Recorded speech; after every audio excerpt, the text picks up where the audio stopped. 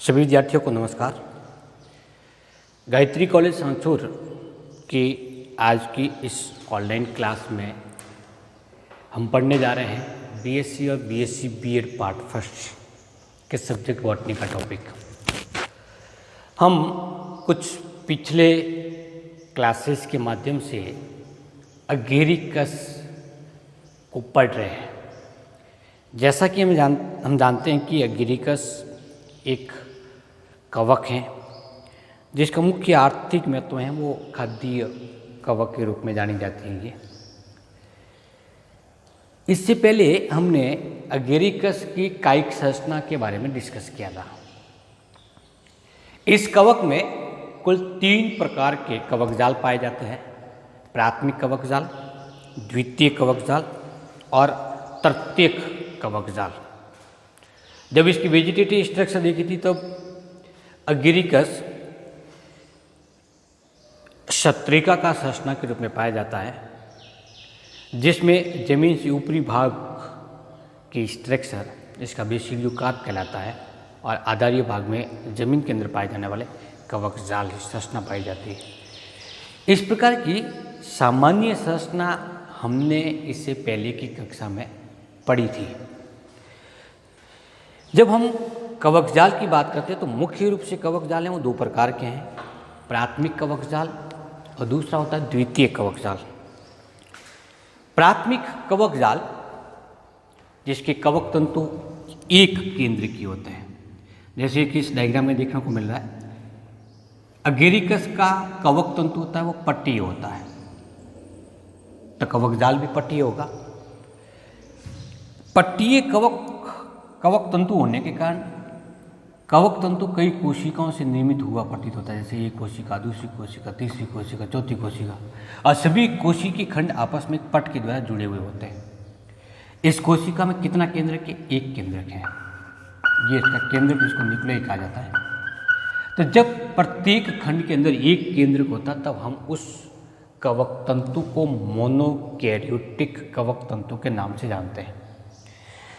और जब कवक तंतु की प्रत्येक खंड के अंतर्गत 2 केंद्रक पाए जाते हैं तब हम इस प्रकार के कवक तंतु को डाइकैरियोटिक हाइफा के नाम से जानते हैं। हाइफी कवक तंतु। एकल केंद्रकीय कवक तंतु प्राथमिक और 2 केंद्रक युक्त कवक तंतु द्वितीय कवक तंतु कहलाता है। इसका मतलब कोई ऐसी प्रोसेस कवकों में पाई जाती है, जैसे कि हमने अस्टिलिगो में देखा था कि एक विशेष प्रक्रिया के द्वारा ही एक केंद्रीय कवक तंतु द्विकेंद्रीय कवक तंतु में परिवर्तित होता है।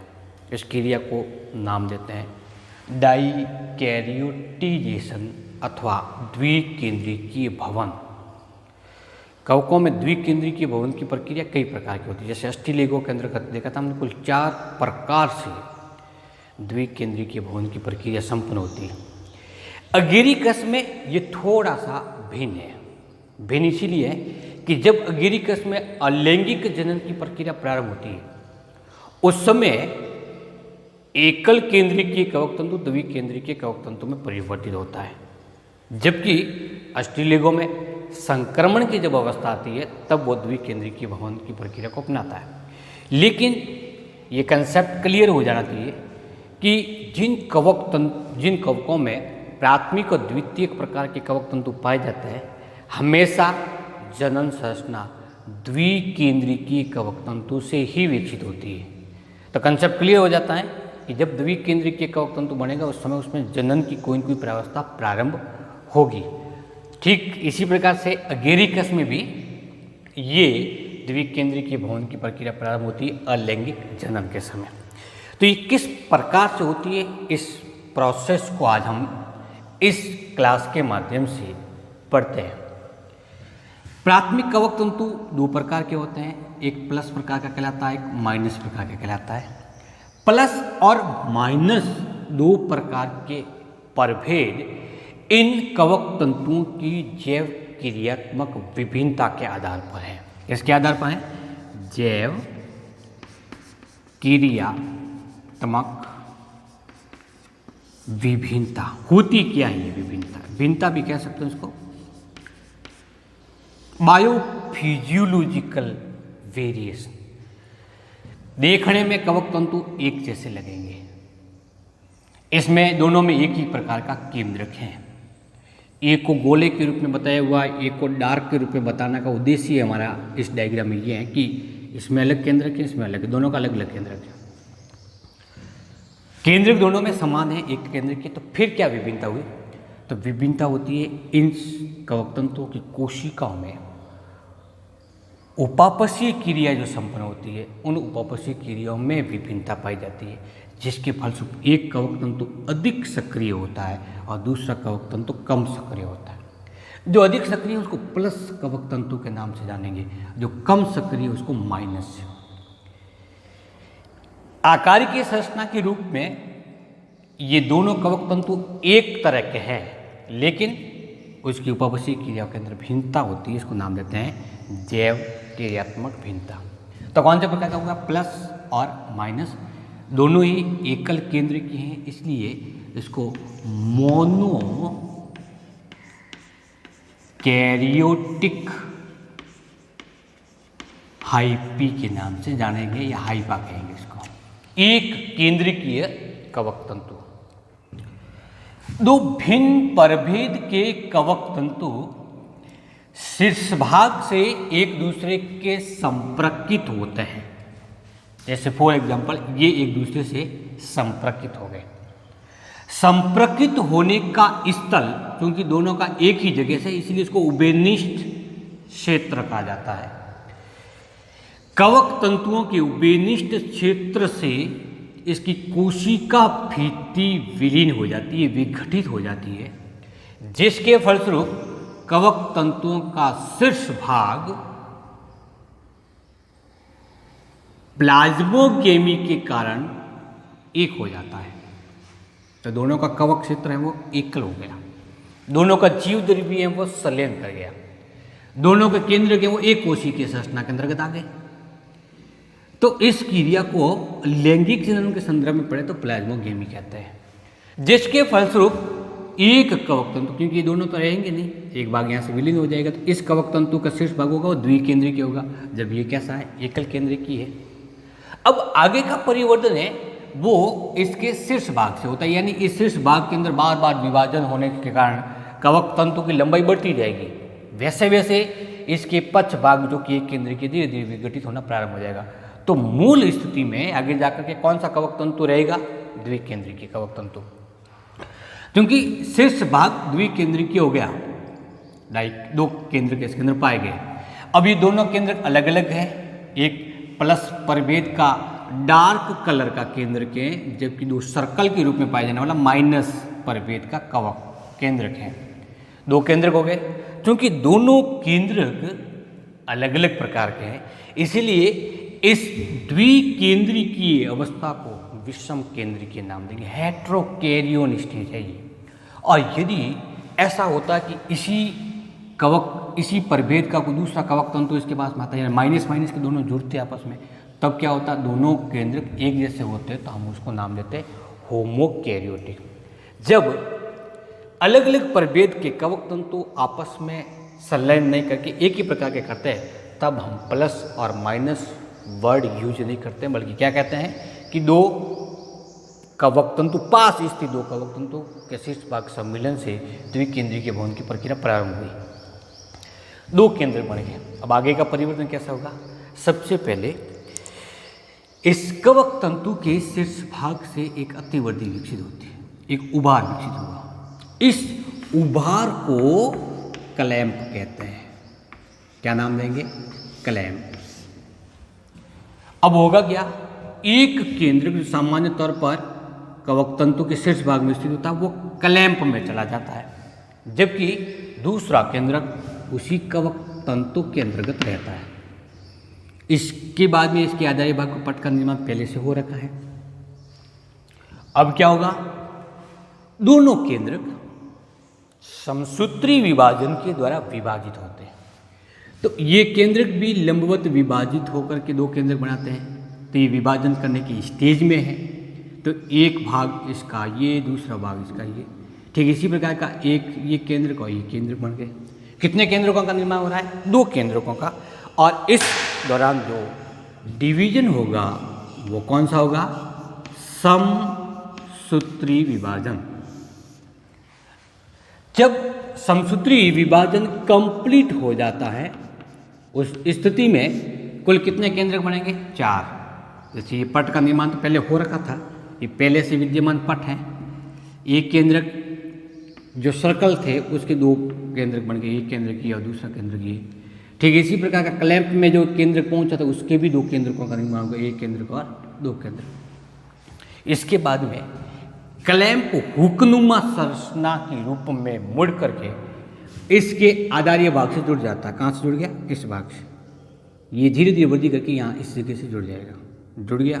जुड़ने के बाद में एक पट यहाँ बनता है और दूसरा पट यहाँ बनता है। इसके फलस्वरूप कितने खंडों का निर्माण हो गया? 3 खंडों का।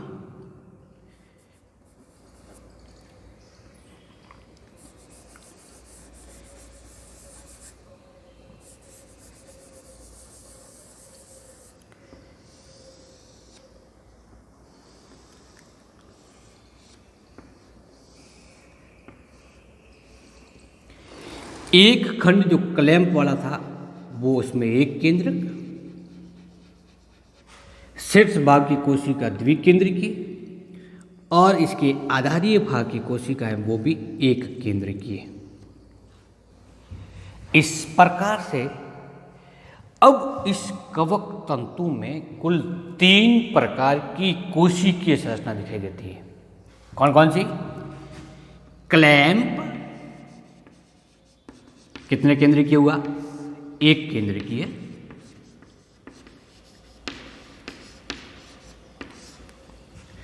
आधारीय कोशिका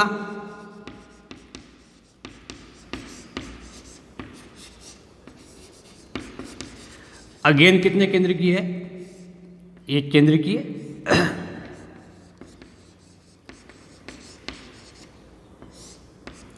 और शीर्षक कोशिका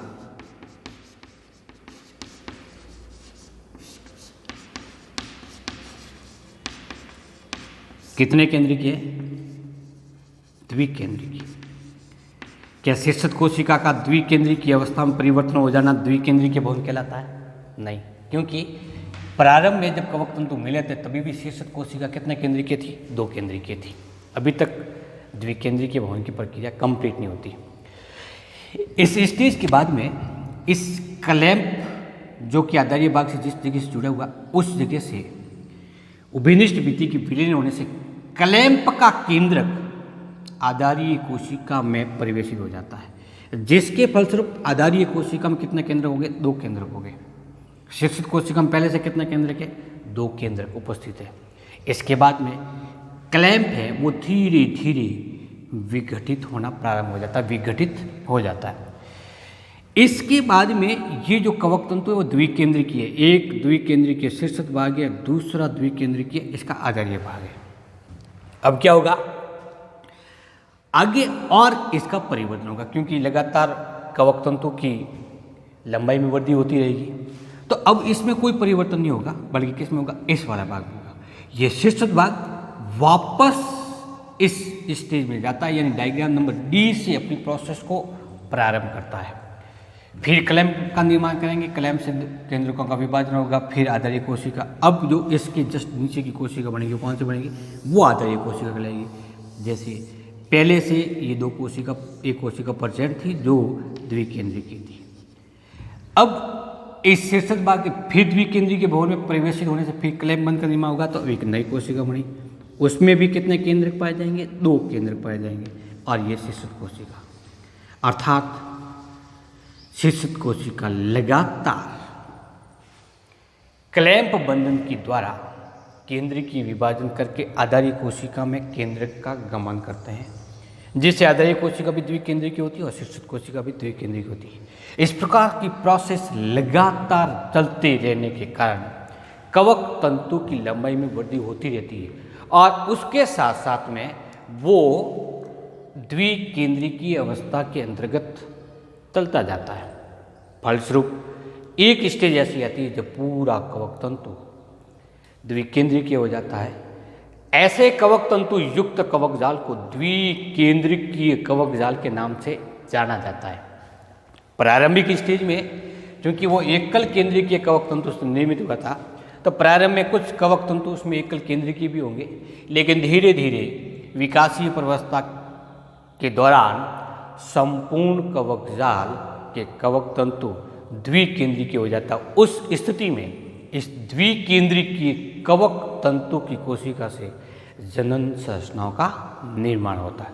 इस प्रकार से गिरिकस में एक सामान्य प्रकार का प्राथमिक कवक तंतु द्विकेंद्रीय भवन के द्वारा द्वितीयक कवक तंतु का और द्वितीयक कवक जाल का निर्माण करता है।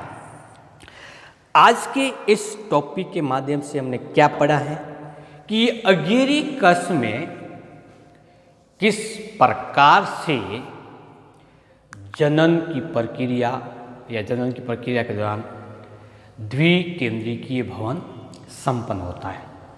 नेक्स्ट क्लास के अंतर्गत जब भी हम पढ़ेंगे उस समय पढ़ेंगे कि अगेरिकस जैसा कवक किस प्रकार से जनन करता है, अर्थात क्या पढ़ेंगे हम, जनन पढ़ेंगे।